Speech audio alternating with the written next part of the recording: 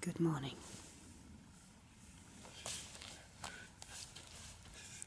Which side's the best? You can't give me face. Let's look at something pretty instead, shall we? I'm over there. Here's our campsite from last night. In a bit of light. This is beautiful. Mm. Would have been nice if we got here earlier. Yeah, we could have gone a little. Apparently everyone swims in here, so it would have been nice to have a good swim. But yeah, we got here about 8 o'clock, I think. 7:30ish, something like that. No, it was past 8. Was it past 8? Yeah. It was a long, hard day. Yeah, because we were suffering about when we got to the top of the hill. Because we hadn't ate since like 2 o'clock. So we were like really hungry. Yeah, sometimes we tend to forget that this guy there is actually a diabetic and should not do silly things like walk 9 hours without bloody food. I felt a bit faint, so we stopped for like 20 minutes. And then we said, sod it, let's go. Yeah. But onwards to new adventures today. Yeah. It was a hard walk yesterday. 500 feet in elevation all day. 5,000. I was going to say. 500 would be easy. But 5,000 was just... Yeah, 4,600 and something we added up to. Yes, yeah. It was something else. Oh, it was 21 and 21.7. Yeah, miles, that is. Yeah, that was tough miles. Probably the toughest we've had. Pretty much, yeah.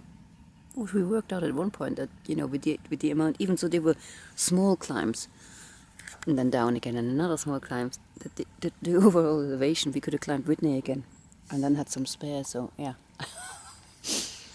Oh well, nice and flat today. Ish. It's a bit like Oregon. Yeah. Flatter than some things, flatter than the Himalayas, so you know.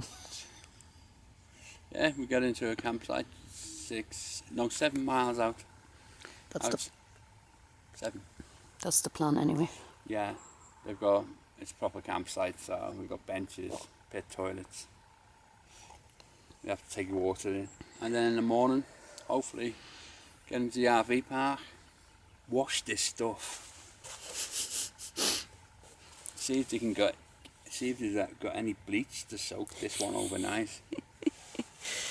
Yeah, it's getting... If my mother could see me now, she'd rip it off me and she'd had it in soaked for 4 weeks. And that's just you, never mind the shirt. Yes. Yeah. We used to watch these hikers and say, how can they be so dirty? Yeah. Stomach behave. And now we know, because this the soil is so dry, it's like a really fine powder, and it just sticks everywhere. Yeah.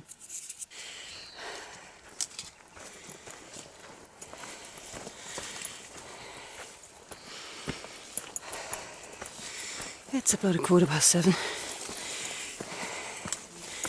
Slightly late start, but that's what happens when you have a slightly late end. And we're starting as we mean to go on with a climb.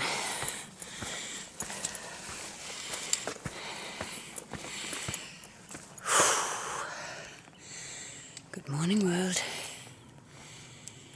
Yep, more of that climbing. You can see the PCT down there.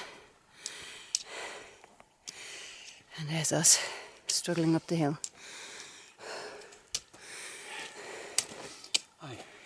Hi. Starting to get warm. We have to keep hearing, I mean, it's probably too faint to be picked up by the camera, but it sounds like cowbells out of the woods behind us there. Sounds like Switzerland. It does sound like Switzerland, yeah. I thought I heard it yesterday, but I thought, no, I must be imagining this, because I've never seen cows with bells around here. But yeah, it's a very distinct noise. Can you tell the difference between two flowers? Yeah, they both look a bit wilted. Put that Deer around here are really quite unconcerned.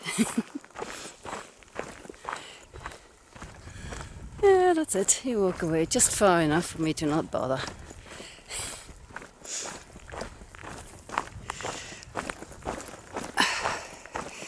Whew. Buckhorn Spring. Not sure whether we will bother. I think we're full. We are leaving the Marble Mountain Wilderness. And we're back in the Klamath National Forest. I'm sure we've been through this twice already. It must have an S shape, either that or the PCT has an S shape. We're dropping down to a stream now. I think it's Grinder, I don't know.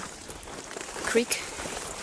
And there's a lot of berries everywhere. And also a lot of overgrowing beds. I mean, this isn't too bad now.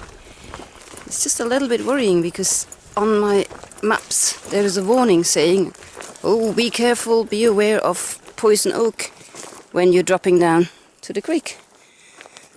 So, yeah, I'd love to be aware of poison oak, but if everything just overgrows the path, there isn't an awful lot we can do about it. Beautiful water.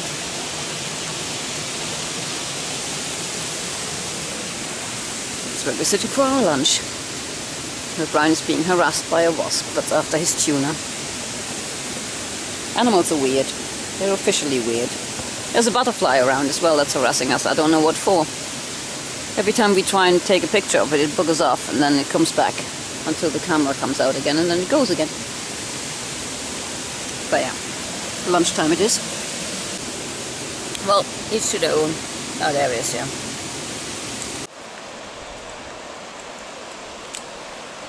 There's Grada Creek.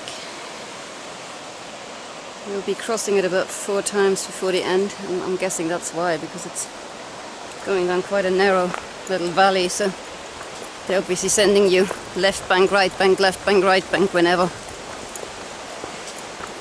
it is most convenient. The good news is apparently there's bridges. Yep, there's bridge number 1. Apparently they all got destroyed in a fire in 2014, but they've obviously repaired them since. Oh, this is pretty. Look at that. It's got incredibly hot now. Every time we leave the shade, it's like, whoa. We're dropping down quite a lot now, so we're probably around 2,600 foot, something like that. And the nice breeze that used to help on the top, they're obviously all gone. Hot and humid is what we've got. Ah, sunlight! And here's bridge number 2, which has also been replaced quite recently.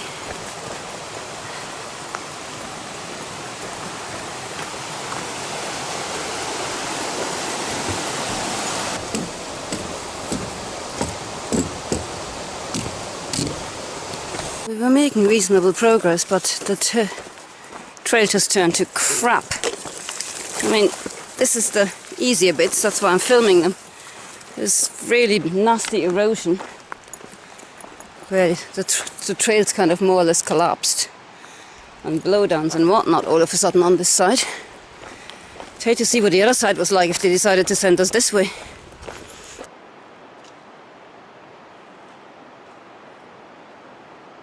Not doing good with his ankle again. So there's the campground.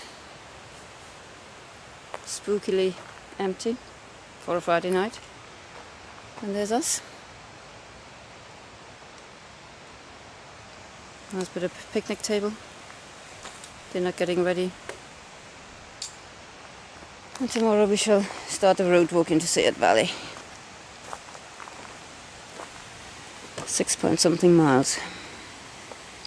We set off this morning from Paradise Lake and hiked all this way before picking up some water. And then, yeah, started another climb. the last one of this section really, to this beautiful viewpoint. You can't really see that lake, but you can see Turk Lake. And once we were sort of at the top, then the rest of the day is pretty much was a rich walk, ups and downs, yeah, but little ups and downs.